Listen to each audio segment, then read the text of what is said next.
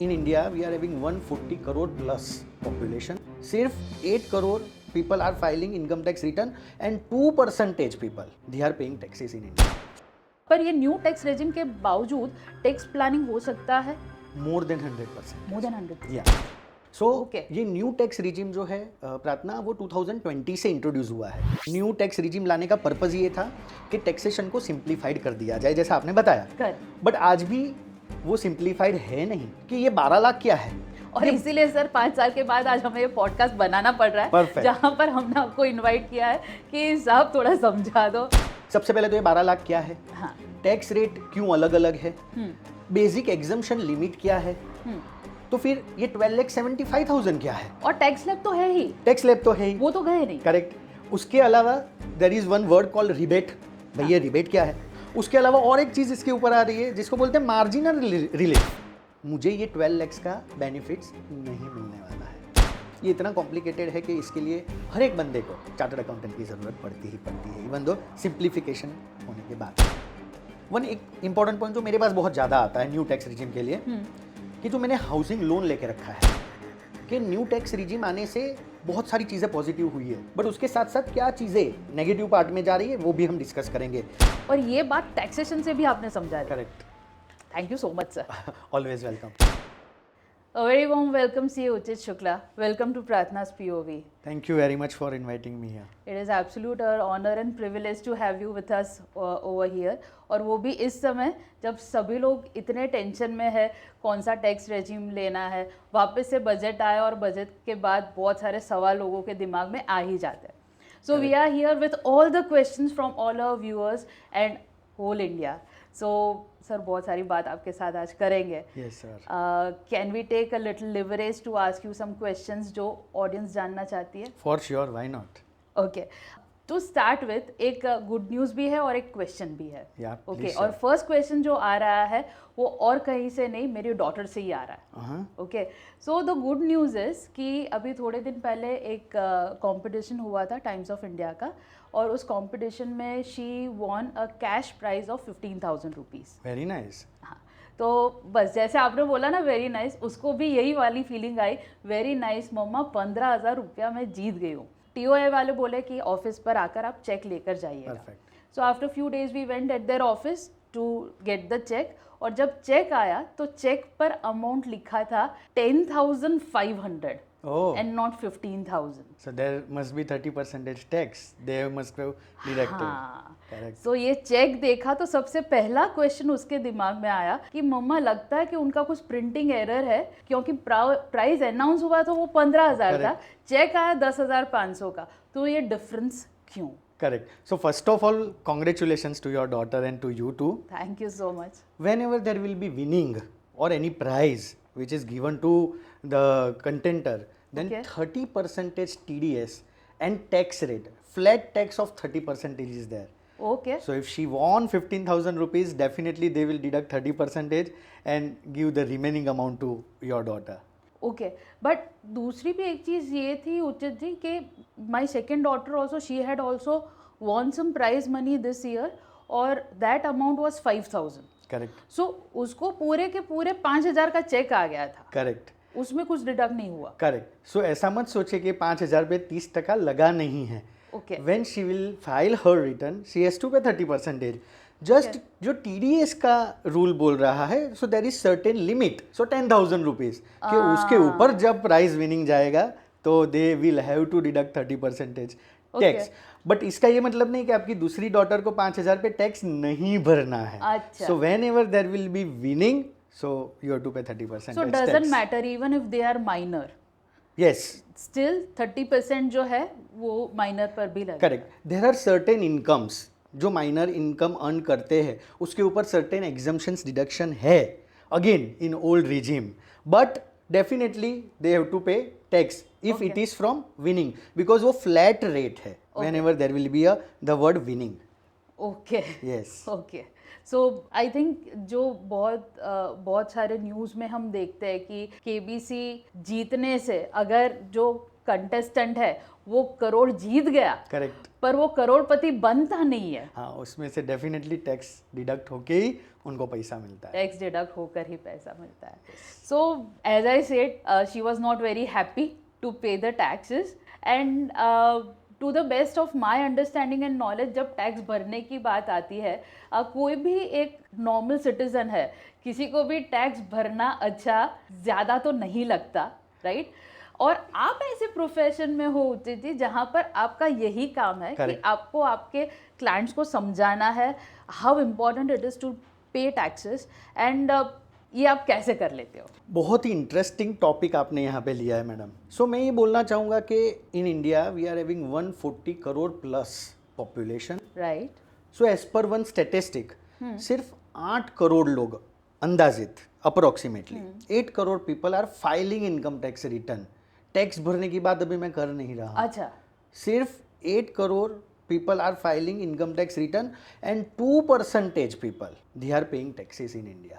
So आप समझिए कि एक घर है जिसमें 10 लोग रह रहे हैं और 10 लोगों का सिर्फ 2% are earning member and all are consuming other than this two. सो हमारे देश की ये सिचुएशन अभी तो चल रही है with new tax regime, old tax regime, government ने इंट्रोड्यूस कर दिया है एआई इन इनकम टैक्स, जीएसटी एवरीवेयर। ये सबसे ये आंकड़ा बढ़ता ज़रूर जा रहा है, बट फिर भी अगर एक स्टैटिस्टिक की बात मैं करूँ, सो यूएई की बात करें, दुबई की बात करें, कुवैत की बात करें, ये सब जगह पे average tax burden on the population of their country is approximately 11 to 12%, whereas in India the rate is 39% average tax rate. So it is बहुत बहुत बहुत बड़ा डिफरेंस है वो कंट्री के टैक्स रेट में, एवरेज टैक्स रेट में, और अपनी कंट्री के एवरेज टैक्स रेट में। उसके भी बहुत सारे रीजनिंग है कि वो कंट्री की मेन इनकम है ऑयल से, नेचुरल गैस। सो ये सब हमारी कंट्री में नहीं है। हमारे कंट्री की मेन सोर्स ऑफ रेवेन्यू है टैक्सेशन। सो जो आपने बताया कि definitely we have to pay taxes, huge taxes we all are paying. सामने हमें बहुत कम चीज़ें अभी मिल रही है। कंपेयर करें तो काफ़ी डेवलपमेंट हो रहा है हमारे देश में भी और आगे होगा, but I would always suggest my client, even I am following for me also, to pay due taxes to the government. वैसे भी अभी बहुत सारे एवेन्यूज़ बचे नहीं हैं। Definitely one good chartered accountant, one good consultant and one good tax payer should look into के किस तरह से मैं टैक्स को बचा पाऊँ, you know, by following legal framework. But tax avoidance, legal framework, ये इंपॉर्टेंट वर्ड है। परफेक्ट। बट टैक्स इवेजन या tax avoidance we always avoid, क्योंकि अभी तो वैसे भी एआई का यूज़ हमारे डिपार्टमेंट्स कर रहे हैं। अभी कोई चांस भी नहीं है, ना करना चाहिए। I would always advice to your viewers also, to everyone, कि जो भी ड्यू टैक्स बन रहा है वो पे करना चाहिए। सो what I'm understanding from this is, ji I think there is, आप कुछ हिंट करना चाह रहे हैं that there is a difference between A, tax filing and B, tax planning. Correct, इसमें डिफरेंस है, बहुत बड़ा डिफरेंस है। और टैक्स प्लानिंग एक बहुत ही इम्पॉर्टेंट इंटीग्रल पार्ट होना चाहिए आपके ओवरऑल फाइनेंशियल प्लानिंग का। Correct, right. ये न्यू टैक्स रेजिम जो अभी स्टार्ट हुआ है, और पता नहीं ये सिंप्लीफाई करेगा लाइफ की नहीं, वो हम आपसे अभी समझेंगे। पर ये न्यू टैक्स रेजिम के बावजूद टैक्स प्लानिंग हो सकता है मोर देन 100%। More than 100%। या सो ये न्यू टैक्स रिजीम जो है प्रार्थना, वो 2020 से इंट्रोड्यूस हुआ है। 2020 के बजट में ये चीज़ को इंट्रोड्यूस किया गया था। Right. And with the object, honourable FM का आप स्पीच सुनोगे तो आपको पता चलेगा कि न्यू टैक्स रिजीम लाने का पर्पज़ ये था कि टैक्सेशन को सिंप्लीफाइड कर दिया जाए, जैसा आपने बताया। बट आज भी वो सिंप्लीफाइड है नहीं। आज भी I got a call from my clients, my friends, कि ये 12 लाख क्या है। और इसीलिए सर 5 साल के बाद आज हमें ये पॉडकास्ट बनाना पड़ रहा है। Perfect. जहाँ पर हमने आपको इनवाइट किया है कि साहब थोड़ा समझा दो। बहुत बहुत अच्छे पॉइंट्स आपने लिए ये पॉडकास्ट में। सबसे पहले तो ये 12 लाख क्या है, हाँ, टैक्स रेट क्यों अलग अलग है, बेसिक एग्जम्पशन लिमिट क्या है, तो फिर ये 12,75,000 क्या है। हाँ। क्योंकि एक जगह पे 12 लाख अमाउंट दिख रही है, एक जगह पे 12,75,000 दिख रही है, और टैक्स स्लैब तो है ही, टैक्स स्लैब तो है ही, वो तो गए नहीं। करेक्ट। उसके अलावा there is one word called rebate. भैया रिबेट क्या है? उसके अलावा और एक चीज इसके ऊपर आ रही है जिसको बोलते हैं मार्जिनल रिलीफ। हाँ so what is this marginal relief? उसके बावजूद और एक चीज आ रही है कि short term and long term capital gain पे टैक्स तो चाहे मेरी इनकम 12 लाख से कम है तो भी भरना है। हाँ तो फिर ये 12 लाख का लिमिट क्या है? ऐसे बहुत सारे सवाल इवन दो सिंप्लीफाइड वर्जन में भी है। सो 1961 से जो हमारा लॉ चलता आ रहा है उसमें बहुत सारे अमेंडमेंट्स भी आए हैं, न्यू टैक्स रिजीम को भी लाया गया, बट अभी भी सिंप्लीफिकेशन का रिक्वायरमेंट बहुत ज़्यादा है। इसको सिंपल रखना चाहिए। क्या क्या रखना चाहिए? If you will allow me I can share my views on this after taking this new and old tax regime, जिसके लिए हम आज ये पॉडकास्ट कर रहे हैं। बट डेफिनेटली टैक्स प्लानिंग का एक बहुत बड़ा रोल है न्यू टैक्स रिजीम में भी। Okay so can I start? Can I share my views on this? Yes. कई सारे लोगों को लगता है कि properly deduction and exemptions are not there in new tax regime. So ये मीथ है। अच्छा यस, पहले ही न्यू टैक्स रिजीम में 75,000 रुपीज़ का जो रिबेट दिया है, that is one deduction which is given by the finance minister to us. And secondly NPS, most important scheme, national pension scheme, हम सब जानते हैं। सो एम्प्लॉयर का जो कॉन्ट्रीब्यूशन है up to certain percentage of the salary, 14% of the salary, वो आज भी न्यू टैक्स रिजीम में हमें डिडक्टिबल मिल रहा है। बट यहाँ पे इंपॉर्टेंट पोर्शन लेना है, एम्प्लॉइज का कंट्रीब्यूशन नहीं, एम्प्लॉयर का कंट्रीब्यूशन। अच्छा सो ये deduction still it is available in new tax regime. Okay. So कई सारी जगहों पे मीथ है कि न्यू टैक्स रिजीम में टैक्स रेट कम है बट कोई डिडक्शन नहीं है, कोई एग्जम्पशन नहीं है, तो ऐसा नहीं है। So whenever tax planning की बात आती है तो you should count this employer contribution to NPS while calculating your tax liability. तो उचित भाई इसको थोड़ा डिटेल में समझाओ, तो मैं आपको समझाने की कोशिश कर रहा हूँ। So this 12 lakh rupees is not an exemption, is not a deduction, is not a slab rate. ये एक डिस्काउंट कूपन हमें दिया गया है गवर्नमेंट की ओर से। बहुत सिंपल लैंग्वेज में मैं आपको समझाने की कोशिश कर रहा हूँ। अच्छा, हमारा स्लैब क्या है न्यू टैक्स रिजीम में? So up to 4 lakh rupees no tax, 4 to 8 lakh rupees 5% tax, 8 to 12 lakh rupees 10% and so on, इस तरह से आगे जा रहा है।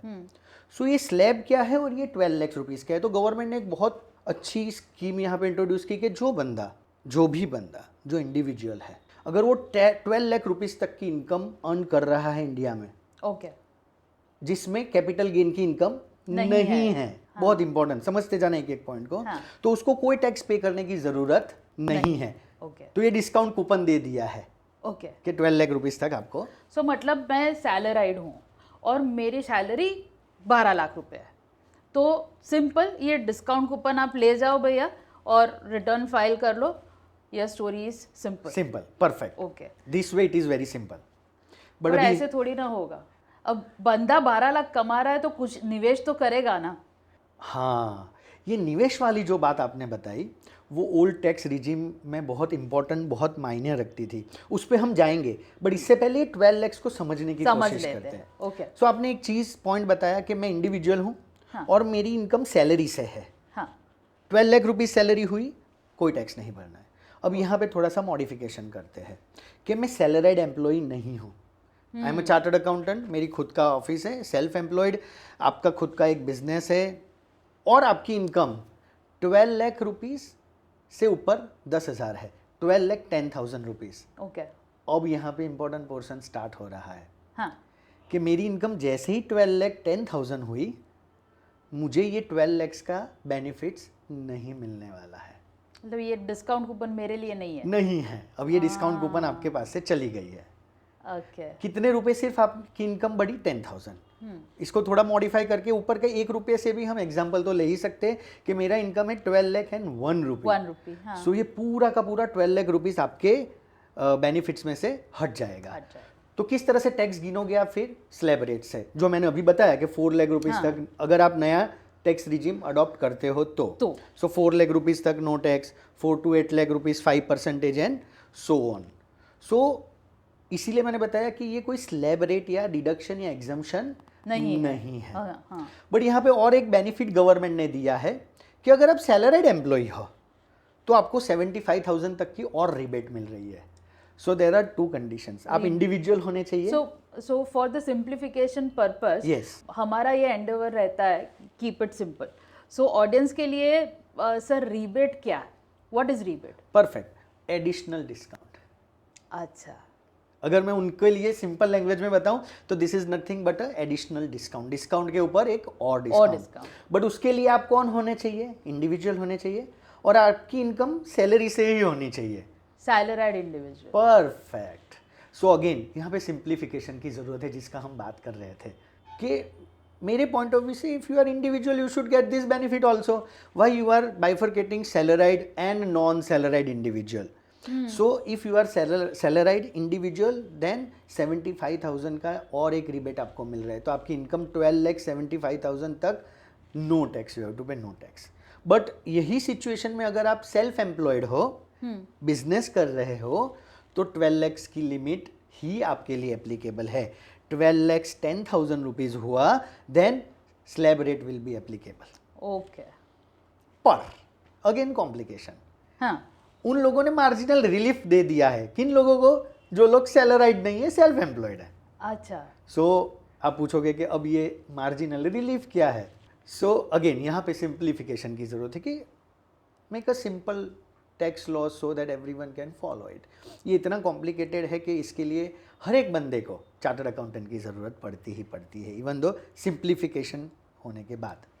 सो मार्जिनल रिलीफ ये बोल रहा है मैडम कि अगर मेरी इनकम 12,10,000 है, अभी मैं सेल्फ एम्प्लॉयड हूँ, सैलराइड एम्प्लॉय नहीं हूँ, करेक्ट। तो 12,10,000 पे सो सैलराइड के लिए मैं ये दो बाइफरकेशन कर रही हूँ उचित जी। इंडिविजुअली है पर इंडिविजुअल सैलराइड, परफेक्ट, उसको रिबेट मिल रहा है। करेक्ट। और दूसरा है कि इंडिविजुअल है पर वो सैलराइड नहीं है, वो प्रोफेशनल है।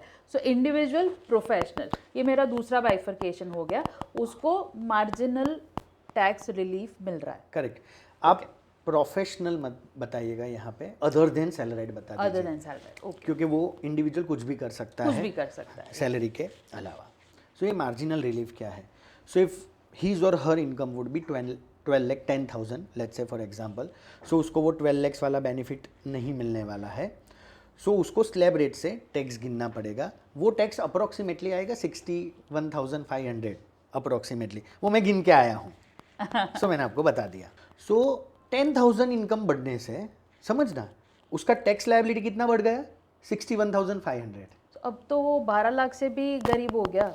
मतलब वो बंदा बोलेगा कि मुझे 12 लाख ही कमाने, मुझे 12,10,000, उसको ज़्यादा कमाने नहीं चाहिए। और इसी के लिए गवर्नमेंट ने ये कंसेप्ट लाया मार्जिनल रिलीफ। और ये कंसेप्ट ये बोल रहा है कि 12 लाख के ऊपर जितनी भी इनकम जा रही है उसके ऊपर उतना ही टैक्स आना चाहिए जितनी इनकम है, उससे ज़्यादा नहीं। सो 12,10,000 का टैक्स लायबिलिटी आ रहा है 61,500, तो उसको 61,500 नहीं पे करना है, 61,500 और excess income more than 12 lakh rupees that is 10,000, which ever is lower. So अब उसको 10,000 रुपीज ही पे करना रहेगा, that is called marginal relief. So उसको ये 52,500 का मार्जिनल रिलीफ मिल रहा है। सो एक कैलकुलेशन के हिसाब से उसकी इनकम जब तक 12,75,000 नहीं जाती है तब तक उसको मार्जिनल रिलीफ का भी बेनिफिट मिल रहा है। जैसे सैलराइड इंडिविजुअल को मिल रहा है, इसी तरह से अदर देन सैलराइड इंडिविजुअल को भी एक मार्जिनल रिलीफ का बेनिफिट मिल रहा है। So hopefully I have taken this 12 lakh rupees क्या है। उसके बाद हमने लिया 12,75,000 क्या है, that is for salaried individual. उसके बाद हमने लिया कि अदर देन सैलराइड इंडिविजुअल को क्या क्या बेनिफिट ये नए टैक्स रिजीम में मिलने वाले हैं। So this is all about new tax regime. Okay, बहुत इंपॉर्टेंट सवाल, मेरी इनकम सिर्फ 10 लाख रुपीज ही है, हाँ, बट मेरी इनकम 2 लाख रुपए की है कैपिटल गेन से, चाहे वो शॉर्ट टर्म कैपिटल गेन हो चाहे वो लॉन्ग टर्म कैपिटल गेन हो। इसके लिए टैक्स रेट अलग से दिए हुए हैं, सेपरेट टैक्स रेट है। सो उसको ये 12 लाख रुपीज से कम इनकम होने के बावजूद उसको टैक्स पे करने पड़ेगा। So that is also one important. So वो तो जो पहले भी कंटिन्यूड ओल्ड टैक्स रेजिम में भी था कि आपकी जो इनकम है वो कौन से हेड से आ रही है, भैया हेड देख लो, करेक्ट, सब हेड को आप मिला नहीं सकते। Correct, so that still remains as it is, correct, right. अगर सैलरी इनकम है उसको सैलरी रखो भैया, कैपिटल गेन है उसको कैपिटल गेन में रखो भैया, और कैपिटल गेन का क्या टैक्सेशन है वो ऑलरेडी अलग से दिया हुआ है, करेक्ट, वही आपको उधर फॉलो करना है। ओके अब कैपिटल गेन में एक क्वेश्चन जो बहुत ही फ्रीक्वेंटली आता है, मेरा लॉन्ग टर्म कैपिटल गेन या शॉर्ट टर्म कैपिटल गेन जो भी है बन रहा है और उसके हिसाब से मान लीजिए कि मेरा कुछ टैक्स लायबिलिटी अराइज हो रहा है। Correct. Okay, however I am not a tax payer according to my income tax law, true, according to my Slab income rates. slab rates. So in that case, am I still liable to pay capital gain tax? बहुत ही अच्छा question आपने। क्योंकि वहाँ TDS नहीं आ रहा है। Correct correct, TDS की बात तो हम अभी नहीं लेंगे, बट आपका जो क्वेश्चन है कि मेरी इनकम 2 लाख रुपए ही है साल की, और मेरा एग्जम्पशन या तो मेरा बेसिक एग्जम्पशन लिमिट बोलते हैं हम लोग, जो 4 लाख रुपए है। 4 लाख है, हाँ। ओल्ड टैक्स रिजीम में अपने हिसाब से, न्यू टैक्स रिजीम में 2.5 लाख और नए टैक्स रिजीम में 4 लाख, वो इस तरह से। अब मेरी कैपिटल गेन की इनकम है, तो यस, यहाँ पे भी गवर्नमेंट ने एक बेनिफिट दिया है कि अगर आपका बेसिक एग्जम्पशन लिमिट, इसको बोलते हैं बेसिक लिमिट, वो पूरा का पूरा बाकी कोई इनकम के सामने यूटिलाइज नहीं हो रहा है अगर, ओके, तो आप रिमेनिंग अमाउंट को कैपिटल गेन के साथ सेट ऑफ कर सकते हो। फॉर एग्जाम्पल मैं ओल्ड टैक्स रिजीम में हूँ, ओके, ओल्ड टैक्स रिजीम में अभी 2,50,000 is a basic exemption limit, Correct. पहली limit basic exemption limit, slab का पहला स्लैब 2,50,000। अब मैं कहीं पे जॉब कर रहा हूँ और मेरी सैलरी पूरे साल की मिला के 1.5 लाख रुपए ही है, करेक्ट, तो पूरे इंडिया को 2.5 लाख रुपए तक का तो एग्जम्पशन मिलने वाला है, that is a basic exemption limit. मैं बोलूंगा यार मेरी सैलरी तो 1.5 लाख रुपए ही है, हाँ। मेरा 1 लाख रुपए अभी भी हक का बच रहा है, एग्जैक्टली, और मेरी कैपिटल गेन की इनकम 1 लाख रुपए की है, let's say for example. So government बोल रहा है कि भाई तुझे 1 लाख रुपए यहाँ पे सेट ऑफ करने को मिलेंगे, जो तेरा बेसिक एग्जम्पशन अभी भी अवेलेबल है तेरे पास। Very nice. सो गवर्नमेंट ने ये बेनिफिट पहले से ही दे के रखा है, ओके, एंड दैट कंटिन्यूज, उसमें कोई चेंजेस नहीं, उसमें चेंज नहीं है। सो न्यू टैक्स रिजीम के आने से ये बेनिफिट चला गया, ऐसा नहीं है। This benefit is still available with the tax payers. Okay, okay, good. तो ये क्लैरिटी बहुत ही ज़्यादा रिक्वायर्ड थी, क्योंकि सबसे ज़्यादा हमें ये सवाल आता है कि Correct. पर अगर वो बेसिक से ऊपर जा रहा है और उसके बाद उसका जो भी कैपिटल इनकम है उसमें जो तो उसको टैक्स बन रहा है वो उसको पे करना है। करेक्ट, फिर तो वो कैपिटल गेन अगर लॉन्ग टर्म है तो गवर्नमेंट ने उसके लिए एक लिमिट दे के रखे कि भाई 1 लाख रुपए तक तुम्हें टैक्स नहीं भरने। हाँ, वो अभी 1.25 लाख कर दिया उन्होंने। सवाल मतलब वो प्रावधान उनकी जगह पे रहेंगे, राइट। सो उससे न्यू टैक्स रिजीम और ओल्ड टैक्स रिजीम को कोई लेन देन नहीं। हाँ, फिर वो कैलकुलेशन उसके हिसाब से होगा। एक इंपॉर्टेंट पॉइंट जो मेरे पास बहुत ज़्यादा आता है न्यू टैक्स रिजीम के लिए, कि जो मैंने हाउसिंग लोन लेके रखा है, हाँ, और उस पर मैं इंटरेस्ट भर रहा हूँ। यस, अभी तक तो गवर्नमेंट ने 2 लाख रुपीस तक का एग्जाम्पशन और बहुत लोग अभी आप जो बोल रहे थे ना उचित जी के टैक्स प्लानिंग, लोग घर सिर्फ छत के लिए नहीं लेते, घर टैक्स प्लानिंग के लिए भी ले रहे थे। करेक्ट। अभी आगे का आप बताओगे मुझे। ये पॉइंट भी बहुत इंपॉर्टेंट पॉइंट है, जो मैं लेना चाहूँगा ये पॉइंट के बाद ज़रूर लूँगा, कि न्यू टैक्स रिजीम आने से बहुत सारी चीज़ें पॉजिटिव हुई है। I am also with the opinion कि यार जितना सिंप्लीफिकेशन लॉ हो इतना अच्छा है, बट उसके साथ साथ क्या चीज़ें नेगेटिव पार्ट में जा रही है वो भी हम डिस्कस करेंगे। इससे पहले अगेन कि न्यू टैक्स रिजीम अगर आपने इम्प्लीमेंट किया या तो ऑप्ट आउट किया है, तो हाउसिंग लोन का जो इंटरेस्ट है वो आपको डिडक्टिबल मिलता नहीं है, क्योंकि वो तो सब सेक्शंस ही अभी इसमें हम नहीं ले रहे हैं ना। बट ये भी एक आधा सच है। मैं अगर पूरा सच बताऊं यहाँ पे, अच्छा, तो अभी भी interest on housing loan is available for deduction, सिर्फ वो सैलरी के सामने से हट गया है।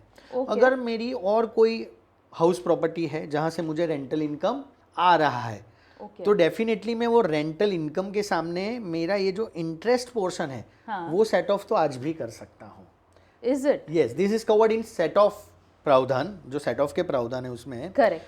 बट आपका लॉस जो है इंटरेस्ट पे करने के बाद, जहाँ जो घर में मैं रहता हूँ उस पर मैंने होम लोन लिया है और उस पर मैं इंटरेस्ट पे कर रहा हूँ। सो गवर्नमेंट अभी भी बोल रहा है कि अगर आपका दूसरा कोई घर है जहाँ से आपको रेंटल इनकम हो रही है, सो वो रेंटल इनकम के सामने ये लॉस आप सेट ऑफ कर सकते हो। ये लॉस आप सैलरी के सामने नहीं सेट ऑफ कर सकते। What I am understanding is कि मान लीजिए कि मेरे पास 2 घर है। करेक्ट। एक घर है जहाँ पर मैं रहती हूँ। करेक्ट। और उस घर को मैंने लोन पर लिया हुआ है। Perfect. उस लोन पर अगर मैं इंटरेस्ट पे कर रही हूँ, Correct. तो यहाँ इंटरेस्ट जो है वो मेरा एक्सपेंस है। करेक्ट। दूसरा जो घर मैंने लिया है वहाँ मैं नहीं रहती हूँ, तो उसको मैंने रेंट पर दिया है। Perfect. अब वहां से जो रेंट आ रहा है वो मेरी इनकम है। परफेक्ट। तो ये जो इनकम है उसको यहाँ पर इंटरेस्ट एज एन एक्सपेंस जो मैं पे कर रही हूँ उसको मैं सेट ऑफ कर सकती कर सकते हो आप। सो अभी मार्केट में ये सिनेरियो चल रहा है कि इफ यू आर, इससे मुझे जो एक हम बेसिक किताब कहते हैं, उचित जी हमारे इंडस्ट्री में कोई भी आता है और पूछता है कि सबसे पहली किताब कौन सी पढ़नी चाहिए, Correct. So we always recommend Rich Dad Poor Dad Nice. By Robert Kiyosaki. Perfect. And उस किताब में ऑथर ने बहुत सारी बातें घर के ऊपर की है कि एक पॉइंट जो हमेशा उसे मेंशन करते हैं कि आप जिस घर में रहते हो उसको आप असेट में मत डालो, करेक्ट, क्योंकि उससे आप कमा नहीं पा रहे हो। Correct. तो ये पॉइंट आपने जो बोला वो बहुत सही है कि बच्चा तू वहाँ रहता है, वहाँ से इनकम नहीं मिलना है, वहाँ पर सिर्फ तू एक्सपेंस करेगा। Correct. पर अगर दूसरा घर लिया है then only consider that as an investment. और ये बात टैक्सेशन से भी आपने समझा दी। Correct. Thank you so much sir. Always welcome.